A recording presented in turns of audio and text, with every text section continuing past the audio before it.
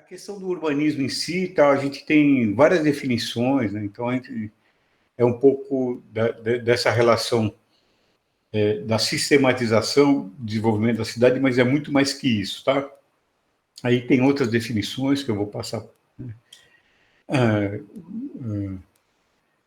Um pouco do que eu falei até anteriormente, né? Howard, ele trabalha a cidade-jardim, né? Essa concepção de urbanismo, né? Então, e na verdade está um pouco dentro daquela questão que a gente colocou de Haussmann, enfim, aí liga um pouco, e aí eu estou interligando um pouco do que eu vou falar amanhã, porque eu vou usar todos esses argumentos. Na verdade, essa situação de higienização e essa relação da saúde pública ligada ao urbanismo, né? Na verdade, eu vou falar um pouquinho do sanitarismo aqui e tal, né?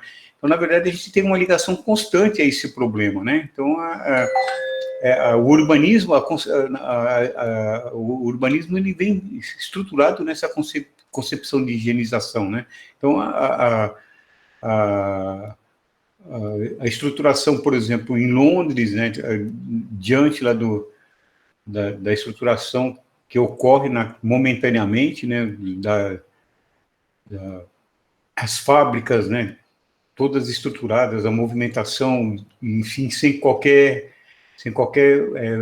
estruturação de saúde, enfim, e aí a gente vê isso na França com Haussmann, que faz a higienização, e no Reino Unido, Howard trabalha dentro dessa concepção de levar o trabalhador para fora da cidade, dentro da Revolução Industrial, né? Então e aí eu vou para além dos limites da cidade, né? Um território, né?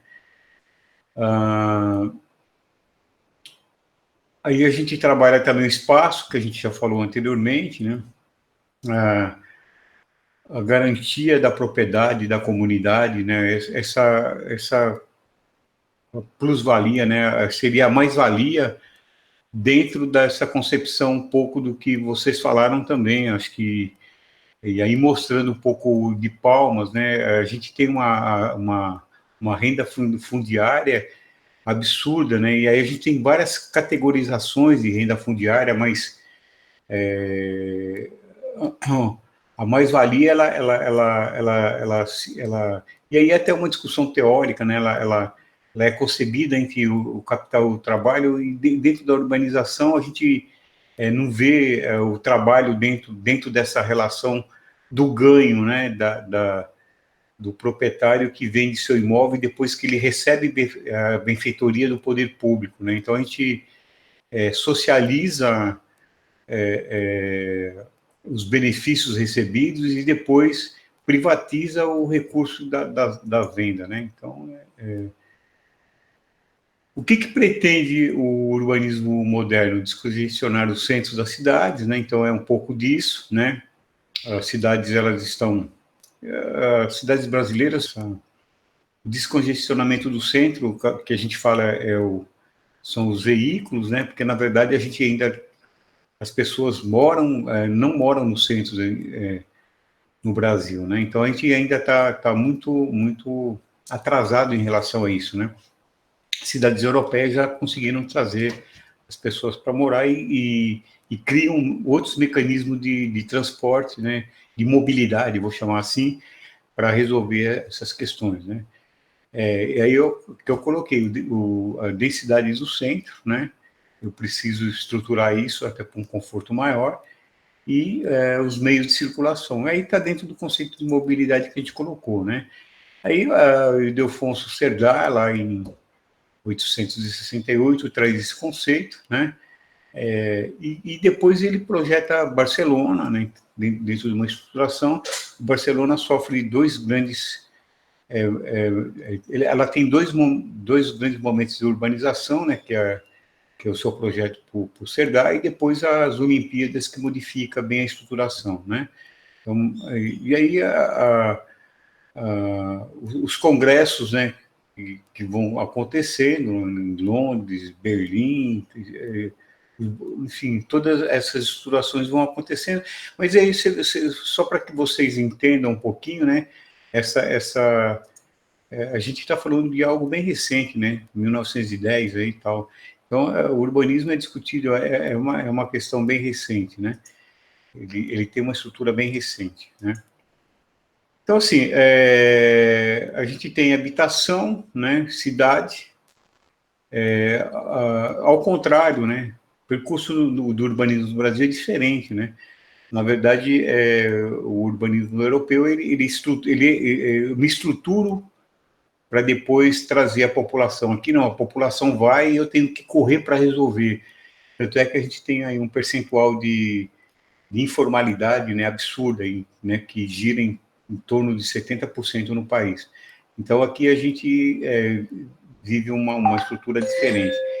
E essa tríade, né, higiene, fluidez e estética, que passa aí por um pouco, aí a gente importa um pouco, nós terminamos importando essa estruturação e ela vem muito forte no país, né?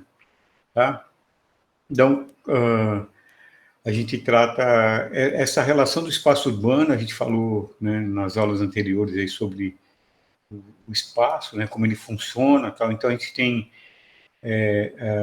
o urbanismo, ela vem com essa intervenção, mas tem uma disputa enorme, né? Como que eu vou avançar dentro desse espaço urbano, até por conta dessa relação do valor de troca, né, que é substancial nesse processo, né?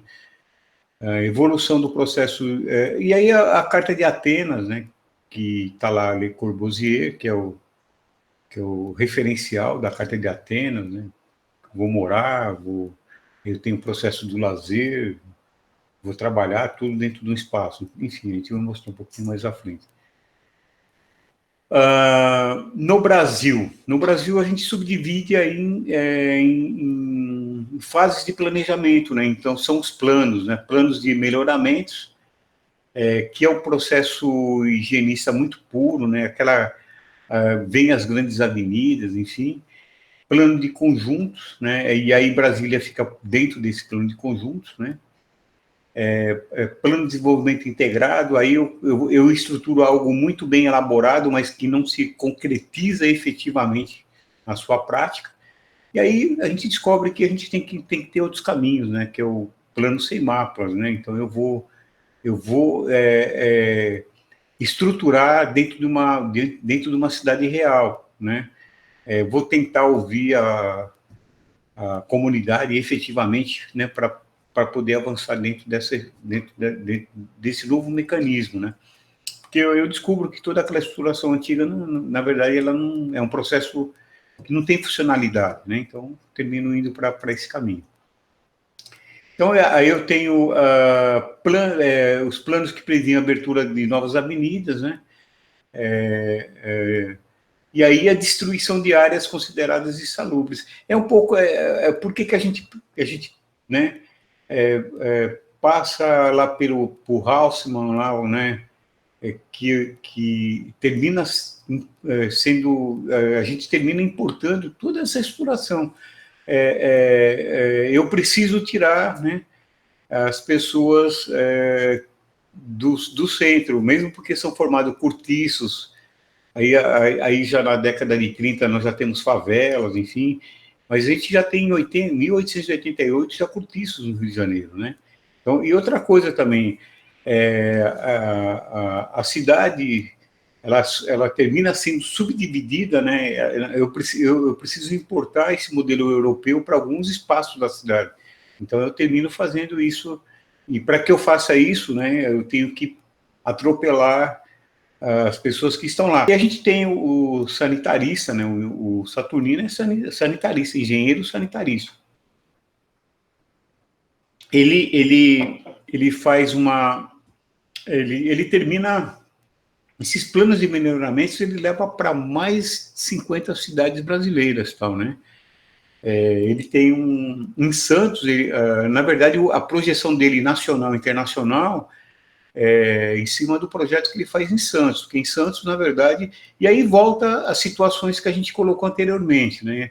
Que são as epidemias, né? Santos era febre tifoide, era disenteria, enfim, a peste bubônica, enfim, a gente tem, né, a região portuária, né, enfim, e além disso, continua tendo ainda, né, mas tinha um problema de enchentes lá, absurda, então a água não tinha muito para onde ir, ele pelo menos cria alguns canais e melhora um pouco isso. Então ele tem uma projeção nacional e vai também para fora, essa projeção termina indo para fora, mas a gente está falando do engenheiro sanitarista, né? Então o processo de urbanismo ele vem em cima dessa relação de higienização, né? Tá?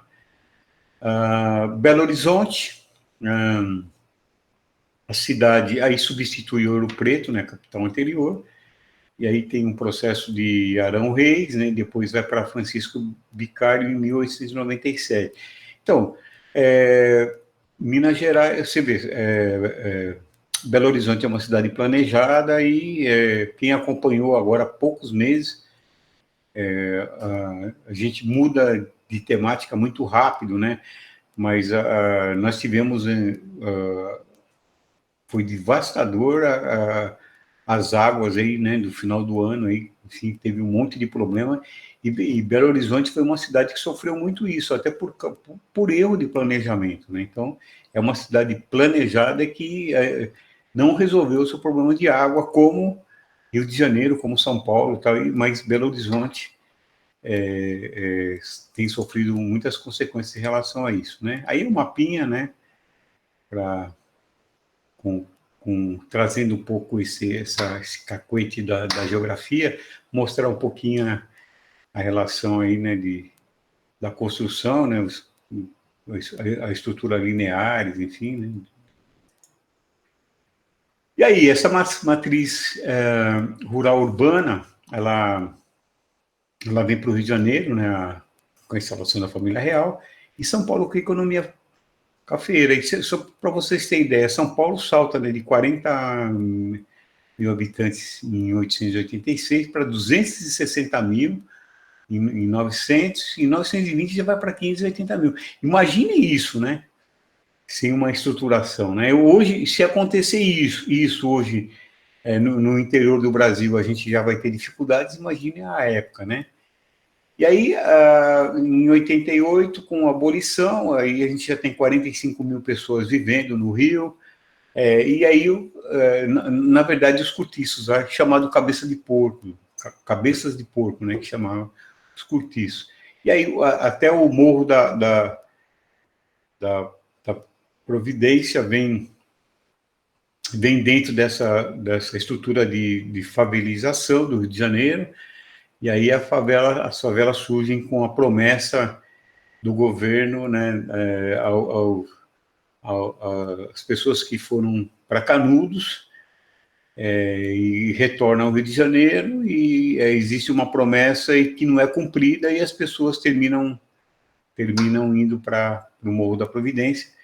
E favelas, eu não sei se vocês sabem a origem, né, da palavra favela. Na verdade, a favela ela tem um vegetal, né, e é utilizado para cobertura, que era utilizado para cobertura das barracas, enfim,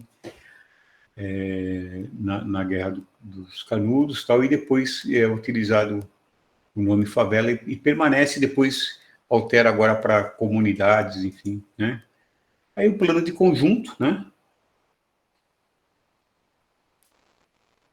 Então nós temos uma primeira época de modificação, né, da cidade, com grandes avenidas. Depois do plano de conjunto, aqui nós já incluímos Brasília, e aí a gente já traz uma forte influência já de Corbusier, enfim, de outros, Agache, que vem para cá, enfim, a gente tem uma influência francesa muito grande, tá? Então, o que a gente destaca, né? Articulação entre bairros através de sistema de vias e sistema de transporte, né? Então, a gente cria as grandes avenidas, até por conta que nós temos uma indústria automobilística em crescimento, enfim. Então, isso tem uma influência muito grande dentro dessa estruturação, né? Enfim, aí a gente vai trabalhando dentro dessa exploração. Aí a Prestes Maia, inclusive, foi prefeito em São Paulo, ele tem, enfim, a gente tem uma estruturação de avenidas, né? Tá vendo? O Vale do Anhangabaú, em São Paulo, né? E aqui, na verdade, aqui o rio que tinha aqui embaixo foi todo coberto. Inclusive, o Vale do Anhangabaú sofre até hoje. Tem lá uma passagem subterrânea chamada Buraco do Valdemar, que você sai daqui da Avenida Tiradentes e passa por debaixo para sair para 23 de maio, 9 de julho. E até hoje ainda tem um problema, tanto é que na época de chuva acende lá o sinalzinho vermelho para você não ir lá para dentro, porque muitos carros boiaram lá dentro desse espaço, até por conta de, né? E aí as grandes avenidas, aqui a 9 de julho, na Avenida 9 de Julho, tá vendo? Então eu começo a fazer as ligações, aqui é a ligação centro-sul, né? Tá? Que na verdade depois vai até norte, que continua aqui, aqui tem ligação e vai para as outras avenidas, tá? A gente tem o plano Agache, que é um super plano que termina não se concretizando, mas ele influencia muito depois em outros, nas intervenções do Rio de Janeiro. E aí, a Gacha, eu estou com um problema aqui a Gacha é contratado, deixa eu voltar aqui para você. A Gacha é contratado para fazer o plano que depois termina, é um plano, realmente é um super plano que termina não tendo possibilidade econômica de viabilização, enfim, mas a Gacha termina ficando no Brasil e também depois interferindo em vários momentos, tá? Ele tem 3 partes, né? Compreende um exaustivo e amplo estudo da situação da cidade, né? E depois o plano propriamente dito, né? E aí os grandes problemas sanitários, né? Água, abastecimento, esgoto, enfim. Então, aqui, veja bem, ele termina trazendo aqui, né, várias questões, né? Dentre eles problemas sanitários. Esses problemas interessantes que não foram resolvidos até hoje, né? Um plano voltado para o Rio de Janeiro. Então, o Rio de Janeiro continua ainda com sérios problemas sanitários, né? Até por conta das favelas, né? Mesmo grande parte dela terem sido urbanizadas, mas ainda continua com os problemas. Que ainda também não tem água, enfim, e as inundações aí que a gente tem até hoje lá, né? Aí é para mostrar, aqui é o original do trabalho, né? É urbanismo, enfim, a GAST traz um pouco dessa estruturação. Já é apresentado como ciência e arte, né? Tá? Interessante que ela traz um princípio da filosofia social, já começa a entender, ampliar um pouco essa visão social. Embora o urbanismo ainda ainda a gente tem um contexto ainda voltado para a estrutura do desenho, ligado ao desenho urbano efetivamente, né? Então, a gente começa a discutir um pouco mais o urbanismo com a sociedade há bem pouco tempo, né? Porque, na verdade, a GAST mesmo senta lá na sua prancheta e dentro do seu gabinete e entrega um plano pronto. E até bem pouco tempo era feito dessa maneira. E ainda há muita resistência dessa relação social, né?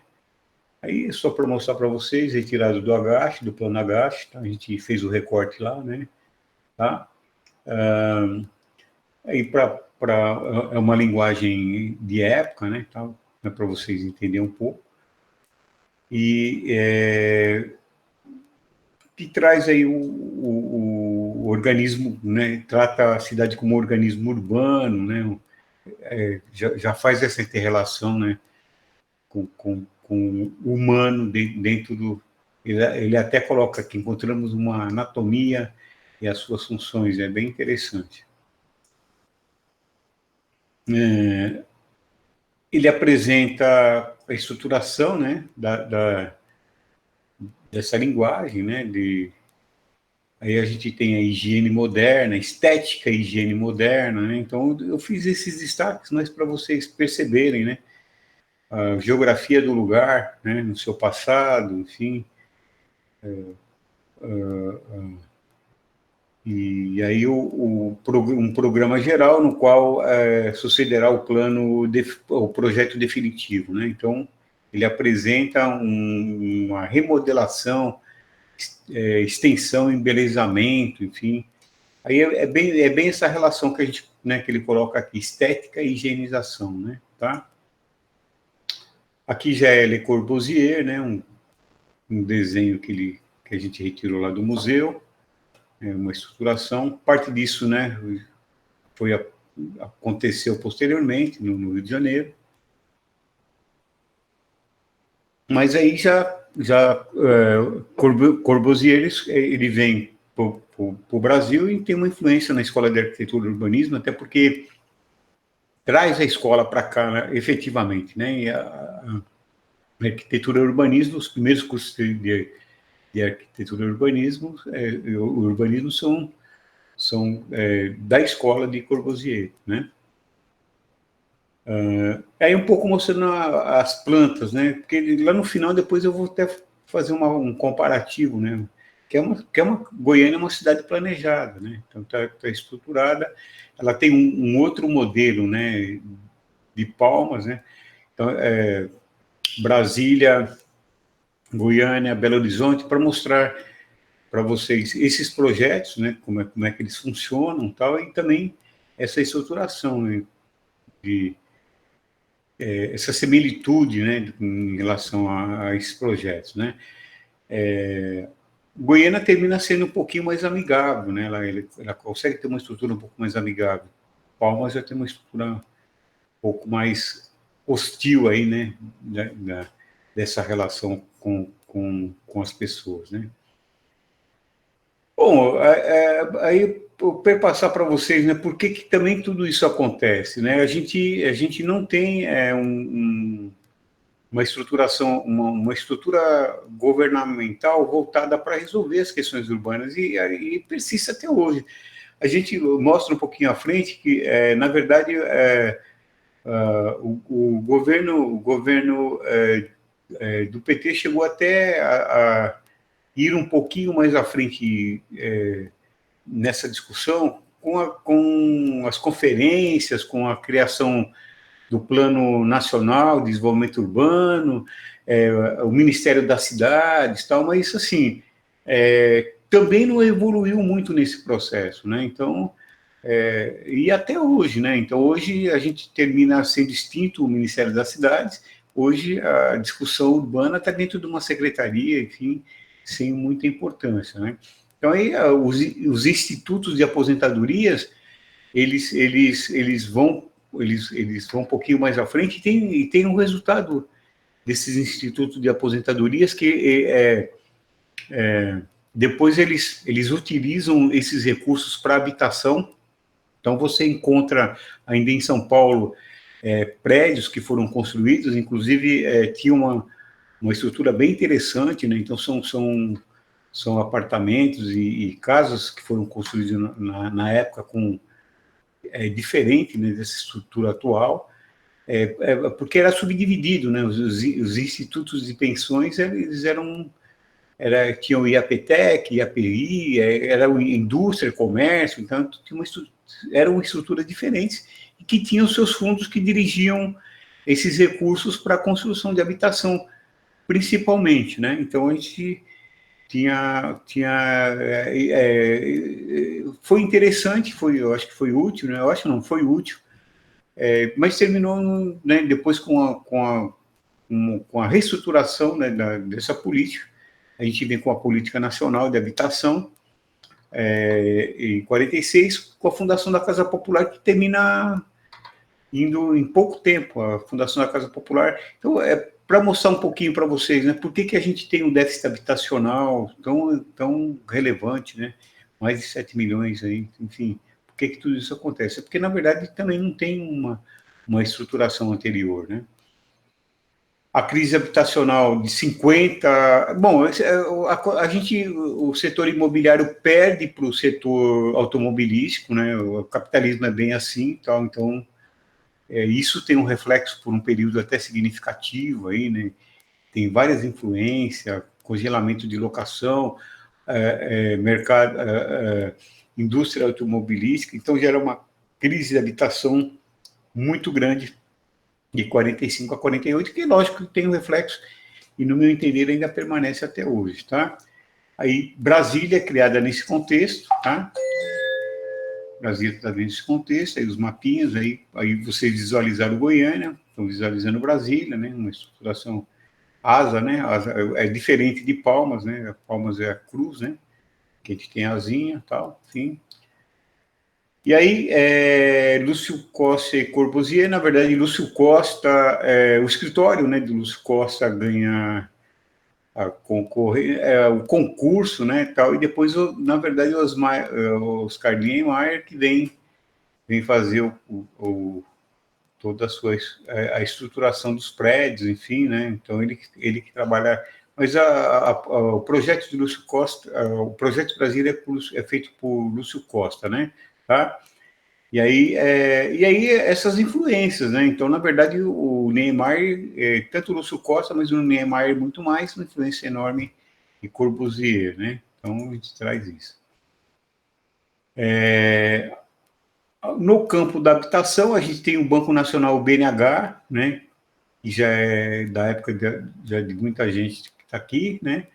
64, depois a gente vem o sistema atual. Na verdade, o sistema brasileiro de poupança permanece até hoje, mas a gente sai do Banco Nacional de Habitação, BNH, e vem para a Caixa Econômica. Tá? A Caixa Econômica se torna aí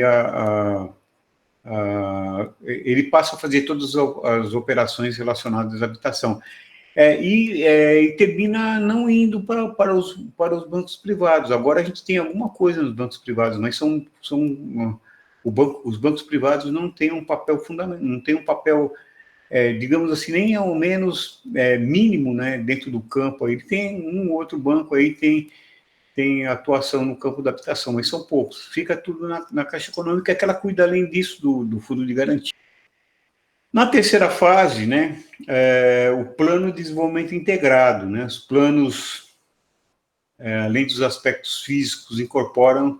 Então, aí, nos planos anteriores, eu tinha o conforto da minha prancheta no meu gabinete, e eu entregava algo, né, pronto lá dentro de uma estruturação de que aquilo seria o melhor. E agora eu quero incorporar nessa terceira fase aspectos econômicos e sociais. Só que aí eu tenho esse direcionamento, né? O social está indo para cá e a econômica está indo para cá. Como é que eu vou juntar isso para implementar? Então, né, não implementa, né? É um pouco do que a gente encontra mesmo agora em relação ao plano diretor. Então, essas dificuldades. É lógico que na terceira fase, esses planos eram complexos, né? E terminavam não chegando, né? De qualquer maneira, à população, né? É um pouco disso, né? Setorização, especialização, estrutura administrativa complexa, propostas abrangentes, né? Então, isso, quando eu chego lá no social e econômico, né, eu vou gerar todos esses conflitos. Eu não consigo interligar tudo isso de uma forma, né, homogênea, né? É um processo heterogêneo, tal, que eu preciso trabalhar. E aí, né, eu preciso pensar em uma forma mais tranquila de trabalhar isso. Que o plano está aqui, tá? O plano está aqui, eu tenho ele aqui, mas eu preciso interligar executivo, legislativo, interesses diversos que estão por aí, né? E leis e recomendações que vão, né? E aí, né? Qual é a viabilidade de implementação, né? Muito pequena, tá? Poucos planos foram implementados. Existe um fracionamento, né? Depois disso, então você parte disso até ir à frente principalmente a parte econômica, aí você consegue avançar, mas é complicado, tá? Então, aí Vilaça, que é um descrente nos planos aí, né, ele fala, vocês lendo o material que eu passei, vocês vão ter essa percepção, né? Interesses reais, né, da classe dominante, né? Quais as possibilidades de aplicação disso, né? Então, a gente tem todas, né, essa estruturação. Então, nós temos uma variedade de problemas sociais, né? E que não são, eles não dialogam com os interesses reais. Então, assim, aqui é só para vocês terem ideia, né, do Docartes, né? Assim, a gente tem quase 500 páginas de estudos técnicos, das quais 9 páginas, 363 a 372, são de implementação, tá? E uma única de recomendação. Então, veja bem, aquela questão dos planos, né, que tecnicamente estão até muito bem elaborados, tá? Mas eu não preciso dessa complexidade toda, né? Eu preciso colocar em prática aquilo que a gente está projetando. Então, vocês, né? Eu tenho praticamente 9 páginas de mais de 500, tá? Então, é um absurdo, né? Tá? Então, Belo Horizonte, né? Belo Horizonte traz projetos de Versalhes, né? Aí a gente tem Paris de Haussmann, enfim, né? Todas essas influências, né? Nos planos dessas novas cidades, né? Goiânia, Volta Redonda, Londrina, Maringá, enfim, Brasília, enfim, algumas cidades da Amazônia, Palmas, Tocantins, enfim, é uma estruturação. As cidades projetadas terminam importando, né? Os modelos que não. É um pouco do que a Aline falou, né? Importação de modelo que não se adequam àquela situação real, né? Então, aí eu preciso trabalhar a questão, né, da cidade, a fase. Eu preciso colocar em prática alguma coisa, entendeu? A gente tem um monte de coisas, um monte de planos até agora sem funcionalidade, então agora eu preciso criar, né, colocar em prática esses modelos aí. Então, os superplanos são engavetados. Então, veja bem, eu não quero dizer, e aí vocês vão ter a oportunidade na literatura constatar, eu não quero dizer que os planos ainda não, aliás, deixaram de ser engavetados. Aí a gente tem os planos diretores ainda, que em grande parte são engavetados. É que eu crio uma alternativa agora de uma dificuldade maior de engavetar, porque eu tenho como fazer essa cobrança, tal, né? E aí eu tenho algo mais simples para entender, para resolver, entendeu? Então, os superplanos são engavetados, né? E aí a gente, né, abre mão de toda essa técnica, vamos espacializar um pouco isso, né? Entender um pouco isso, né? Então a gente muda um pouco lá nos anos 70, passam da complexidade, né, e todo aquele rebuscamento técnico, sofisticação intelectual, para algo mais simples, né, para algo que eu entenda, né. Então, esse simplório não significa também que não tem que existir, né, um aparato, né, que me dê condições de planejar. Então, eu preciso, né, aí pegar alguma coisa, né, um diagnóstico simples, né, simplificado, enfim, para poder trabalhar isso, tá? É um pouco do que vai acontecendo nesse contexto, né? Então, eu preciso resolver as questões urbanas, eu preciso resolver o parcelamento do solo, né? Que nós temos Até 79 nós tínhamos um decreto de 58 que regulamentava isso. Então tinha uma problemática enorme dentro da cidade. Então a 676 veio para resolver isso e não resolveu, né? Até hoje a gente tem um problema de loteamentos, né? Então ela é uma lei que terminou não conseguindo sofrer muitas modificações tal, e terminou também ocasionando até mais problemas do que soluções. Mas foi um mecanismo de tentar entender um pouco a cidade, né? Tá? E aí a busca de antecedentes históricos, né? Essa crise de moradia, um pouco do que a gente mostrou para vocês já, né? Esse caráter de politização, né, da discussão naquele momento, e que, na verdade, ele termina sendo carregado para momentos futuros também, né? Dentro da postura conceitual, contraposição e crítica explícita ou implícita ao autoritarismo, né?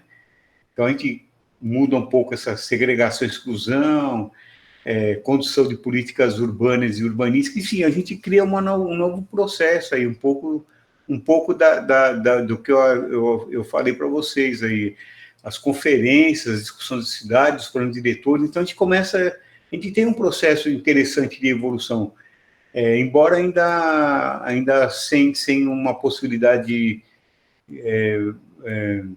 de concretude, né, de solução efetiva, mas é um caminho, né? Legitimação da problemática histórica, né, na inclusão de categorias sociais, né? Então, a gente, né, a gente coloca aqui como produtora de história e de memória, então a gente vê um pouco disso. Eu estou exemplificando o plano diretor porque ele termina representando um pouco dessa estruturação, né? Então, enfim, sensibilidade ao evento singular, né, como enriquecedor da problemática das cidades, né? Então a gente na verdade dá um mergulho um pouco naquela cidade real que eu falei para a Aline no início dos nossos trabalhos aqui. Assim, vocês podem me questionar em relação a nós estamos muito longe, né, de entender a cidade real. Eu acredito que sim, né? Só que é um processo que termina aproximando um pouquinho mais isso, né? Então eu consigo ter essas categorias não privilegiadas discutindo também, né? Falta qualificar essas pessoas, falta eles tentar entender, mas eles têm o saber popular, inclusive eles ensinam muito dentro desse processo também. Então, acho que a gente tem que pensar também na experiência da troca, né? Que eu acho que é um pouco disso que a gente ainda é muito difícil entender, né? Tem um pouco de Palmas, um mapinha aí para mostrar para vocês esse processo, e aí a gente vai depois falar com detalhamento um pouco maior. Dentro de uma cidade planejada, e aí eu até comentei com vocês, eu acho que a gente precisa reescrever um pouco a história de Palmas. Esse meu último livro, eu tento fazer um pouco isso, só retomando rapidamente, ó, não há qualquer apreço, né, pela questão habitacional e desenvolvimento urbano, planejamento urbano. Tanto é que a habitação e desenvolvimento urbano em 87 estava dentro do Ministério, depois ele passa em 88 até para secretarias, né? Ele vem aqui para a Secretaria Especial, como volta agora, né, para secretarias. Então e muitas vezes ele está num ministério, mas o recurso está em outro, enfim. Então não há uma apropriação clara, né, do governo em relação a isso, tá? Aí tá vendo, Secretaria de Política Urbana, vinculado ao Ministério. Então, veja bem, eu tenho a secretaria que cuida uma parte, o Ministério que cuida outra, dentro de um outro sistema, tá? Então, isso aqui é feito para não funcionar, tá? Então, é isso, tá? Bem tranquilo, tá? Aí a gente tem alguns marcos que a gente vai falar um pouco mais à frente, a gente vai esmiuçar um pouco a Constituição e o Estatuto, né? O Estatuto da Cidade. A gente depois vai passar vai perpassar pelos seus instrumentos, tá? Então não vou me ater muito a essa relação, mas é um marco, né? A Constituição vem forte, tanto é que depois demora 11 anos para ser regulamentada, enfim, tem toda essa discussão, né, do Estatuto. O Estatuto é uma lei muito avançada, e, enfim, mas há uma crítica da sua concretude, né? Ele fica aí, ele termina não sendo, ele termina não avançando aí, né, na sua implantação, enfim. E aí a gente vê também essas questões. O Ministério das Cidades, que não tem mais, mas é um marco, né? Dois pontos interessantes, é o Ministério da Cidade e o Conselho da Cidade, né, que tem uma influência muito grande no processo, tá? Aí um pouco da Maricato, né? O urbanismo como instrumento de dominação, é um pouco do que a Aline falou inicialmente, idealização de uma cidade moldada aos interesses e continua assim, né? Continua assim, da mesma maneira. A cidade ela tem o espaço fragmentado e vai trabalhar dentro, o poder público tem trabalhado dentro dos espaços que lhe interessam. Então, é a questão da disputa pelo espaço mesmo. Tal, né? Eu acho que isso não arrefeceu, ao contrário, aliás, arrefeceu até por conta de um certo conformismo, né? Então, acho que a gente tinha movimentos muito mais atuantes aí na discussão desses espaços, né? Aí, um pouco, eu vou repetir um pouco do que para tentar entender, né? Quais os caminhos para resolver o problema da cidade ilegal e violenta, né? Então, aí eu acho que todas essas perguntas, elas vão, que aqui elas estão sendo colocadas como provocação, né, para que vocês tentem compreender um pouco essa relação de que a segregação, né, ela tem uma ligação, né, muito impactante, né, na estruturação da violência da cidade, né? A questão ambiental dentro da cidade também, né? Os pobres vão para área ambientalmente frágeis, até por conta daí a relação lá do valor de uso e de troca, né? Mercado imobiliário é especulativo, como é que eu vou trabalhar isso, né? Ocupação do solo e sistema viário, né? Com as unidades, aí tem as bacias e subbacias, né? Aí um pouco do que eu mostrei lá no Vale do Anhangabaú, várias cidades, né, no mundo preservaram essas bacias, tal. A gente aqui é meio agressivo em relação a isso. Objetivamente, como é que eu vou controlar o uso do solo se ele está diretamente ligado ao valor de troca, tá? Como ampliar a oferta de moradias dentro do contexto. O Minha Casa Minha Vida tentou fazer isso, não conseguiu, né? Tem vários problemas a ser discutido. O comércio informal, você vê agora, ele aparece de maneira muito forte dentro da pandemia, né? Então, eu preciso trabalhar uma outra estruturação, né? Então, moradia digna, enfim, algo dentro dessa estruturação, é mais ou menos isso, tá?